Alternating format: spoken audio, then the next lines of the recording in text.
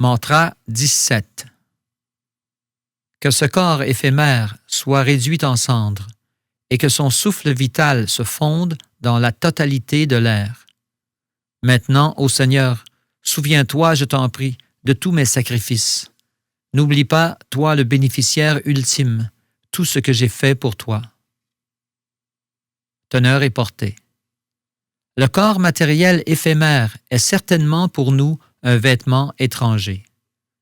La Bhagavad Gita établit clairement que l'être survit à la destruction du corps matériel et qu'il ne perd jamais son identité propre, ce que confirme ce mantra de la Sri Ishopanishad.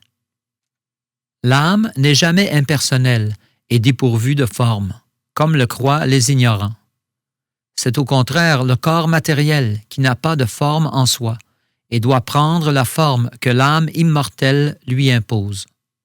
Ce mantra démontre que l'être vivant continue d'exister après la destruction du corps. La nature matérielle façonne merveilleusement les corps selon les désirs de chaque être vivant.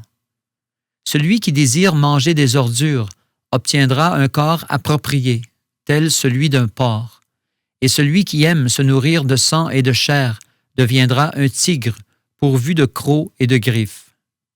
Mais l'être humain, lui, n'a pas été créé pour se nourrir de chair animale et même dans son état le plus primitif, il n'a aucune attirance pour les immondices. Les dents de l'homme sont faites pour croquer et mâcher des fruits et des légumes, bien qu'il ait 2 canines, permettant aux hommes primitifs de manger de la viande s'ils le désirent.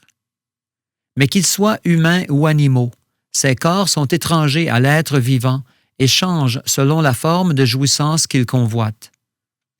Les êtres transmigrent d'un corps à un autre à travers le cycle d'évolution des espèces, passant des formes aquatiques, lorsque la terre était recouverte par les eaux, aux formes végétales, des végétaux aux reptiles, aux oiseaux, aux mammifères terrestres, pour finalement obtenir la forme humaine.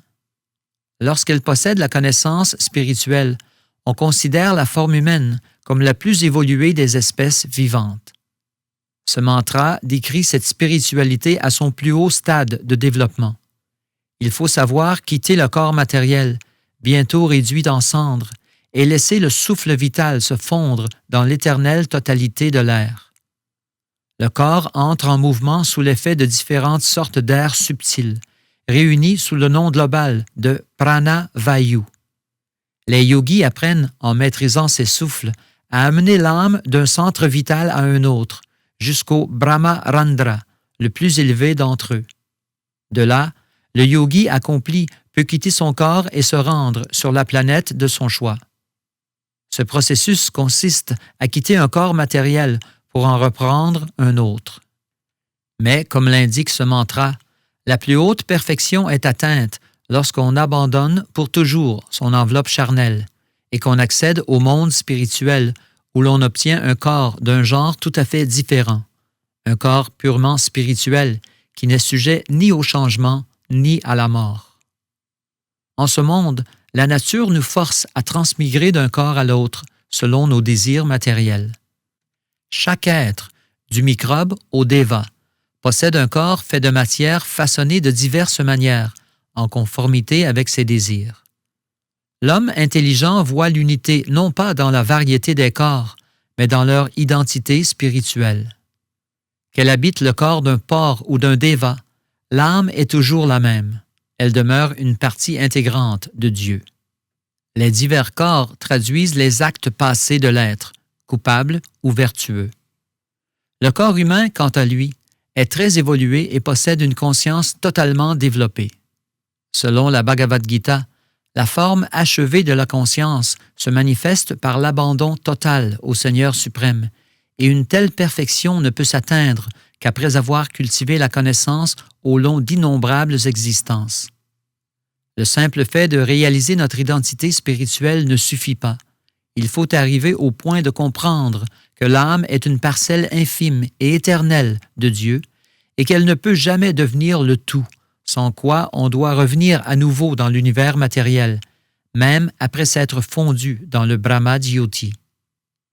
Comme nous l'avons appris au cours des mantras précédents, Le Brahma-jyoti qui émane du corps spirituel du Seigneur est peuplé d'un nombre infini d'étincelles spirituelles, pleinement conscientes de leur existence individuelle.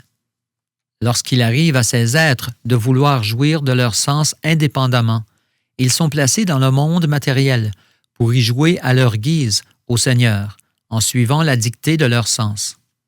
Le désir de dominer est le mal dont souffre l'être conditionné, car cette fascination pour les plaisirs de ce monde le contraint de transmigrer d'un corps à l'autre. Se fondre dans le Brahma-jyoti ne représente donc pas l'aboutissement de la connaissance. On arrive au stade ultime de la perfection qu'en s'abandonnant totalement au Seigneur et en développant le sens du service spirituel. Par ce mantra, l'être demande à entrer dans le royaume de Dieu une fois abandonné son souffle vital et son corps matériel. Avant que son corps ne soit réduit en cendres, il prie le Seigneur de bien vouloir se souvenir des actes pieux et des sacrifices qu'il a accomplis durant son existence. Il récite cette prière au moment de mourir, en pleine conscience de ses actes passés, ainsi que du but à atteindre. Celui, par contre, qui subit entièrement l'emprise de la nature matérielle, voit défiler à l'instant de la mort les actions coupables de son existence, ce qui l'oblige à reprendre un corps en ce monde. La Bhagavad Gita confirme cette vérité. Ô fils de Kunti, l'état de conscience dont on conserve le souvenir à l'instant de quitter le corps détermine la condition d'existence future. C'est ainsi que le mental emporte avec lui les tendances de l'être jusque dans sa vie suivante. Contrairement à l'animal, dont les facultés mentales sont peu étendues, l'homme sur le point de mourir se souvient, comme dans un rêve, de tout ce qu'il a fait durant sa vie. Ces souvenirs gardent son esprit chargé de désirs matériels qui l'empêchent d'entrer dans le royaume spirituel avec un corps spirituel. Le bhakta, cependant, par la pratique du service de dévotion, développe tout au long de sa vie son amour pour Dieu, de sorte que même si au moment de la mort il oublie ses activités spirituelles, le Seigneur, lui, s'en souviendra. Ce mantra prie la personne suprême de se souvenir des sacrifices de son dévot, mais même sans ce rappel, le Seigneur n'oubliera pas le service rendu. Dans la Bhagavad Gita, Krishna montre la profonde intimité de sa relation avec ses dévots. Commettrait-il les pires actes, il faut considérer comme un saint homme celui qui est engagé dans le service de dévotion, car il est situé sur la voie juste. Il se rectifie rapidement et trouve la paix éternelle. Tu peux le proclamer avec force, ô fils de Kunti. Jamais mon dévot ne périra. Quiconque prend refuge en moi, fût-il de basse naissance, peut atteindre la destination suprême. Que dire alors des vertueux brahmanas, des bhaktas et des saints rois? Maintenant que tu te trouves en ce monde éphémère et misérable, consacre-toi avec amour à mon service. Emplis toujours de moi ton mental, deviens mon dévot, offre-moi ton hommage et voue-moi ton adoration. Si tu t'absorbes ainsi entièrement en moi, assurément tu viendras à moi. Srila Bhaktivinoda Thakur explique ainsi ces versets. Il faut garder à l'esprit qu'un dévot de Krishna est sur la voie juste des grands saints, même s'il semble de caractère dissolu, sudurachara. Mais pour cela, il faut bien comprendre le sens du mot sudurachara. L'âme conditionnée doit agir parallèlement sur deux plans différents. D'une part, pour subvenir aux besoins du corps, de l'autre, pour chercher la réalisation de son identité spirituelle. Sur le plan matériel, l'homme doit obtenir un certain statut social, recevoir une bonne éducation, veiller à l'hygiène et à la nutrition de son corps, pratiquer l'austérité et assurer sa survie. Sur le plan spirituel, il doit perfectionner son service et sa dévotion au Seigneur. Ces deux types d'activités doivent coexister, car tant qu'elle est conditionnée, l'âme doit maintenir son corps. Cependant, plus les activités dévotionnelles augmentent, plus le nombre des activités consacrées aux questions matérielles décroît. Tant que les activités spirituelles ne trouvent pas leur juste proportion, l'être risque de se livrer occasionnellement à des activités profanes, mais jamais pour très longtemps. Le Seigneur, dans sa miséricorde, ne tarde pas à mettre un terme à ces écarts. Le service de dévotion est donc la plus parfaite des méthodes de réalisation spirituelle, car une chute occasionnelle n'empêche pas le progrès du bhakta. Les impersonnalistes ne peuvent jouir des facilités du service de dévotion, car seul les attire l'aspect impersonnel du Seigneur, le Brahma Jyoti. Comme l'ont indiqué les mantras précédents, ils ne peuvent percer le Brahma Jyoti puisqu'ils ne croient pas en l'existence de la personne suprême. Leur principal souci est de jouer avec les mots et d'ergoter sans fin. Aussi, comme le confirme le 12e chapitre de la Bhagavad Gita, tous leurs efforts sont voués à l'échec. On peut au contraire, par un contact constant avec la vérité absolue dans sa forme personnelle, jouir aisément des bienfaits dont parle ce mantra. Le service de dévotion consiste essentiellement en 9 activités transcendantales.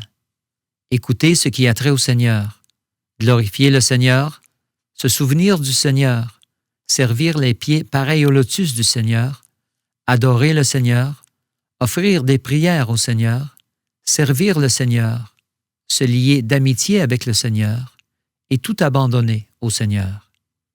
Individuellement ou dans leur ensemble, ces activités aident le bhakta à demeurer toujours en contact avec Dieu, de sorte qu'au moment de la mort, il lui soit facile de se souvenir du Seigneur. De très grands dévots ont atteint la plus haute perfection par une seule de ces activités. Par exemple, Maharaj Parikshit, le héros du Bhagavatam, en écoutant louer le Seigneur. Shukadev Goswami, le narrateur du Srimad Bhagavatam, en glorifiant le Seigneur. Prahlad Maharaj, en se souvenant toujours du Seigneur. Lakshmi, la déesse de la fortune, en servant les pieds pareils au lotus du Seigneur. Prithu Maharaj, en adorant le Seigneur. Akrura, en priant le Seigneur. Hanuman, en offrant un service personnel au Seigneur. Arjuna, en se liant d'amitié avec le Seigneur. Et Bali Maharaj, en abandonnant tout au Seigneur.